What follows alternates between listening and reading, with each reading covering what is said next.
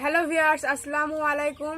আজকে আমি আপনাদের জন্য একটি সুন্দর রেসিপি নিয়ে চলে এসেছি। দেখতে পাচ্ছেন আমার হাতে মুরগির মাংস আছে। এই মুরগির মাংস দিয়ে আমি একটি সুন্দর রেসিপি করে দেখাবো। অনেক সহজে আপনারা বাড়িতে অনেক তাড়াতাড়ি বানাতে পারবেন এই রেসিপিটা। তো চলুন রান্নাটা শুরু করি। দেখতে পাচ্ছেন আমি একটা ফ্রাইং প্যান নিয়েছি, আমি কিন্তু গ্যাসটা অন করিনি। এবার আমি মাংসগুলো এর ভিতরে দিয়ে দেবো।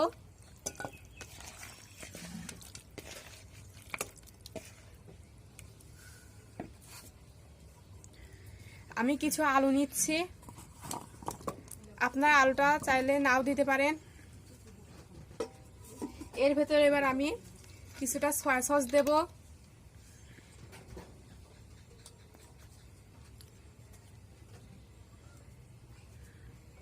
তিন চামচ দেব আমি।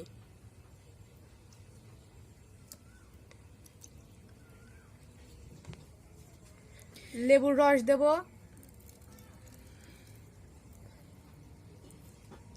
এবার এর ভেতরে আমি জিরা বাটা দেব 1 চামচ,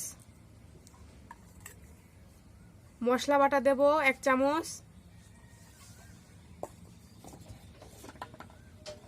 পেঁয়াজ বাটা দেব 3 চামচ,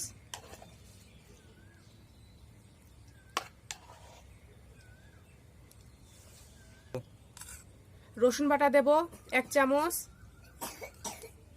আদা বাটা দেব 1 চামচ,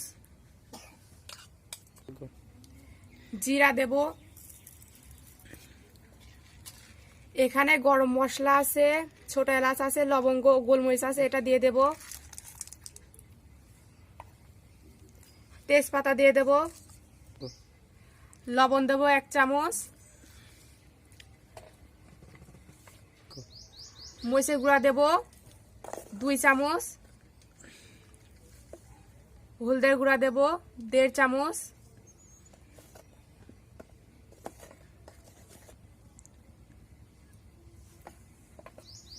ধনিয়ার গুঁড়া দেব 1 চামচ, জিরা গুঁড়া দেব 1/2 চামচ, কাঁচামরিচ দেব। এবার এর ভেতর আমি তেল দিয়ে দেব, সাদা তেল। এবার এটাকে আমি মাখিয়ে নেব হাত দিয়ে।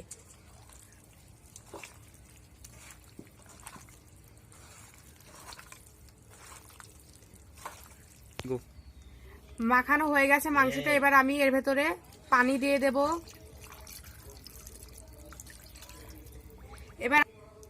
এবার আমি গ্যাসটা অন করে দিচ্ছি, একটু নেড়ে দেব। এবার আমি এটাকে 10 মিনিট ধরে ফুটে নেব ঢাকা দিয়ে। এবার আমি ঢাকনাটা তুলে দেখব।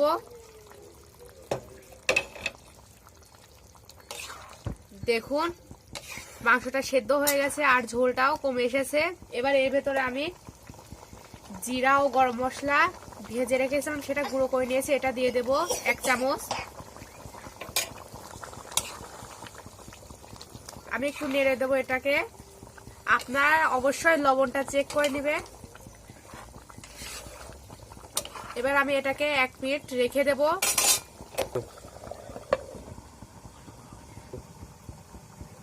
এবার আমি দেখে নেব। দেখুন মাংসটা তৈরি হয়ে গেছে। এবার আমি মাংসটাকে নামিয়ে নেব। দেখতে পাচ্ছেন মুরগির মাংসের ভুনাটা তৈরি হয়ে গেছে। বাড়িতে অনেক সহজে আপনারা এই রেসিপিটা বানাতে পারেন। আর এই রেসিপিটা ভালো লাগলে লাইক, কমেন্ট এন্ড শেয়ার করবেন। আর অবশ্যই আমাদের চ্যানেলটাকে সাবস্ক্রাইব করে পাশে থাকা বেল আইকনটি ক্লিক করবেন। ভিডিওটা দেখার জন্য আপনাদেরকে ধন্যবাদ।